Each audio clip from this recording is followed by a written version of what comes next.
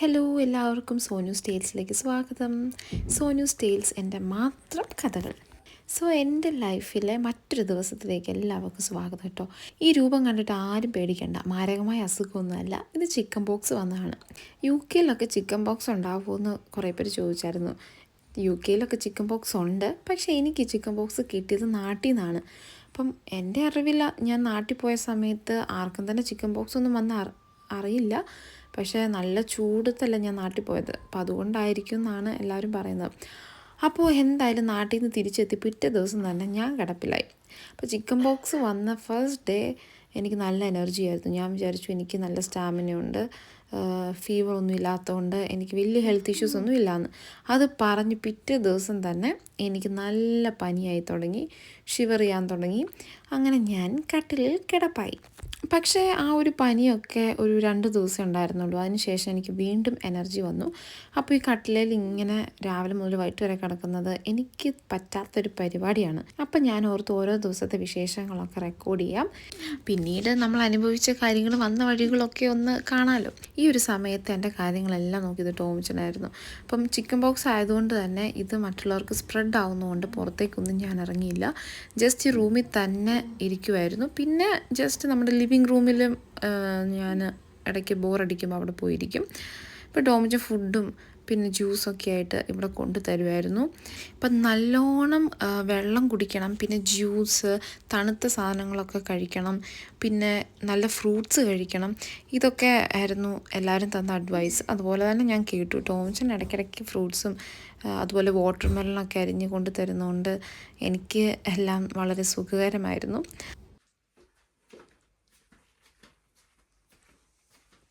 ടോമിച്ചൻ്റെ watermelon juice ready. Thank you ടോമിച്ച, thank you ടോമിച്ച, thank U.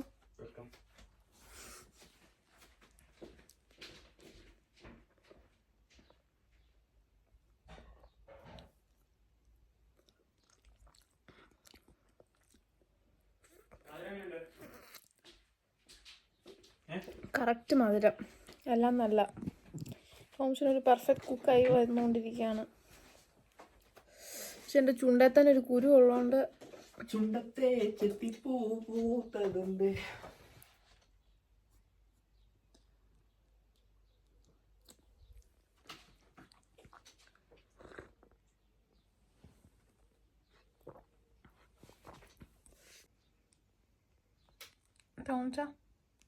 ടോംച്ചനെ care ചെയ്ത് മടുത്തോ? Unbearable.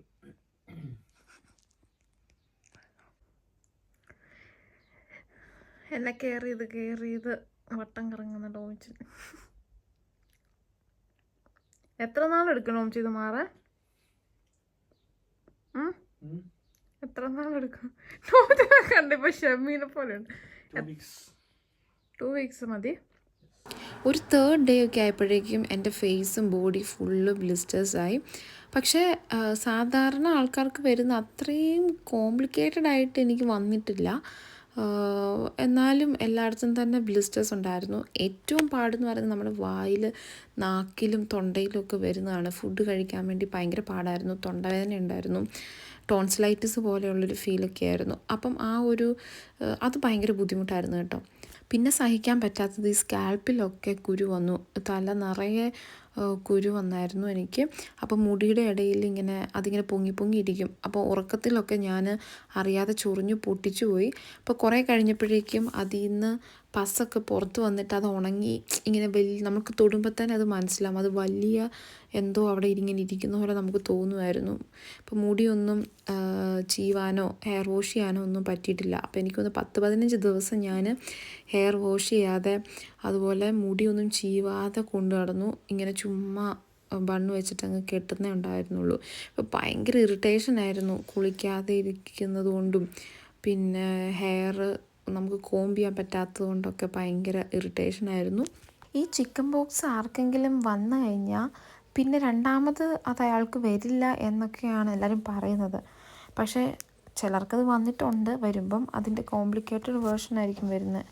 അതുകൊണ്ട് ടോമിച്ചനൊരു മിനിമം ഡിസ്റ്റൻസ് കീപ്പ് ചെയ്യാൻ ഞാൻ പറഞ്ഞായിരുന്നു. ടോമിച്ചൻ ഓൾറെഡി വന്നതാണ്, എന്നാലും ഇനി കോംപ്ലിക്കേറ്റഡ് ആക്കണ്ടല്ലോ.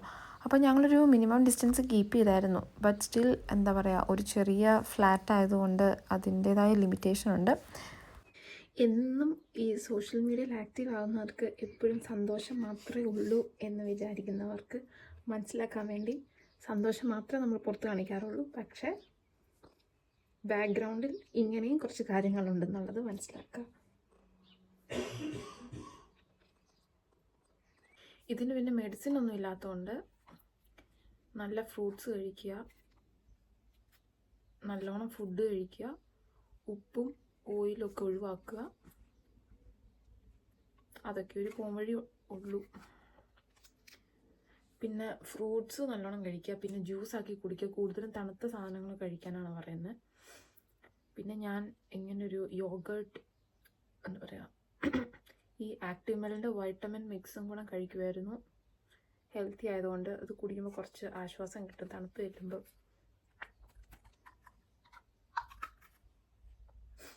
പിന്നെ ടോംചൻ എനിക്ക് വാട്ടർമെലൺ ജ്യൂസ്, ഓറഞ്ച് ജ്യൂസ് അതൊക്കെ ഉണ്ടാക്കി തരുമായിരുന്നു. അപ്പോൾ അതൊക്കെ കുടിക്കുമ്പോൾ തൊണ്ടയിലൊക്കെ ഈ ബ്ലിസ്റ്റേഴ്സ് ഉണ്ടെങ്കിൽ നല്ല സുഖമായിട്ട് അത് പൊക്കോളും.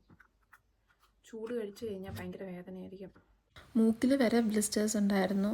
ഇപ്പോൾ നമ്മളറിയാതെ അത് ചൊറിഞ്ഞു പോയി കഴിഞ്ഞാൽ അത് കുരു പൊട്ടിയിട്ട് ബ്ലഡ് വന്നു. ആദ്യമൊക്കെ ഞെട്ടിപ്പോയി. പിന്നെ കോംപ്ലിക്കേറ്റഡ് ഒന്നുമല്ല, പക്ഷെ ജസ്റ്റ് നമ്മളത് ചൊറിയാതിരിക്കുക എന്നുള്ളത് മാത്രമേ ഉള്ളൂ നമുക്ക് ചെയ്യാവുന്നത്.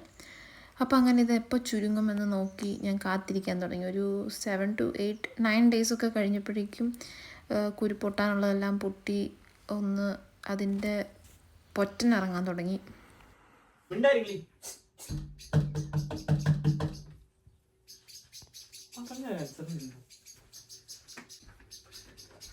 കൊല്ലണ്ട, പേടിപ്പിച്ചിട്ടാ മതി. പാവം കിളികളെ ഓടിച്ച് അതിന് അലക്കാനല്ലേ അറിയൂ.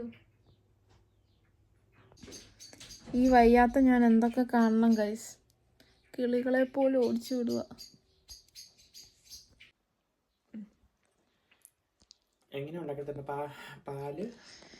ഫസ്റ്റ് കുറേ സ്ട്രോബെറി എടുക്കുക, കഴുകുക. സ്ട്രോബെറി 1-2 മുറിച്ച് മിക്സിയിലിടുക.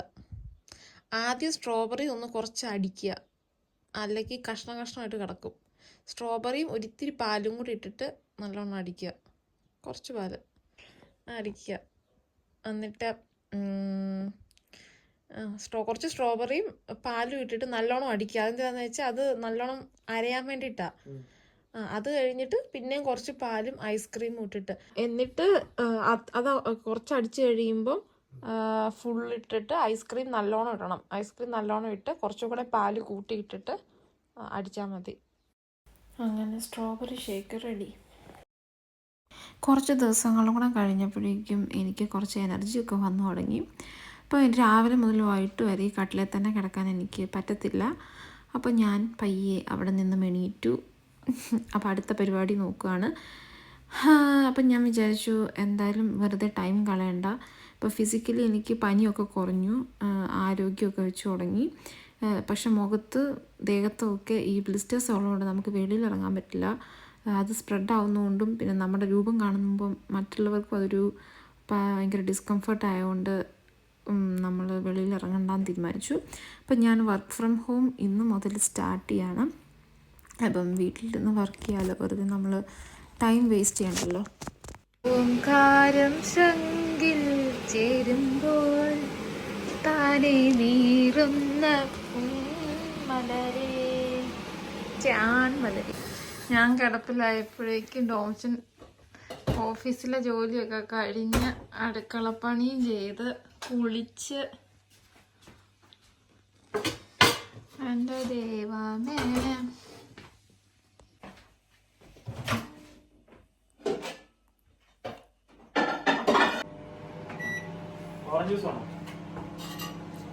ഓറഞ്ച് ജ്യൂസ് ഇങ്ങനെ വേണോ?